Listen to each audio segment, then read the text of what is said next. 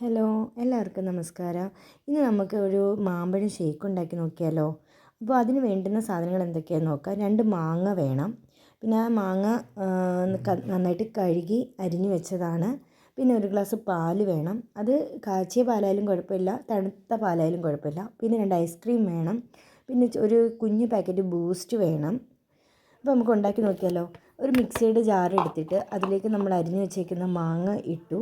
പിന്നെ നമ്മൾ തണുപ്പിച്ച് വെച്ചേക്കുന്ന പാലൊഴിച്ചതിന് ശേഷം നമ്മൾ ബൂസ്റ്റ് ഇടണം. ബൂസ്റ്റ് ഒരുപാട് ഇട്ടില്ലെങ്കിലും കുഴപ്പമില്ല, ആവശ്യാനുസരണം ഇട്ടാൽ മതി. കാരണം കുറേ പേർക്ക് ഈ ബൂസ്റ്റിൻ്റെ ടേസ്റ്റ് ഇഷ്ടമല്ല, അതുകൊണ്ട് കുറച്ചിട്ടാൽ മതി. പിന്നെ ഐസ്ക്രീം ഇട്ടു, പിന്നെ കുറച്ച് ഷുഗറും ആഡ് ചെയ്തു.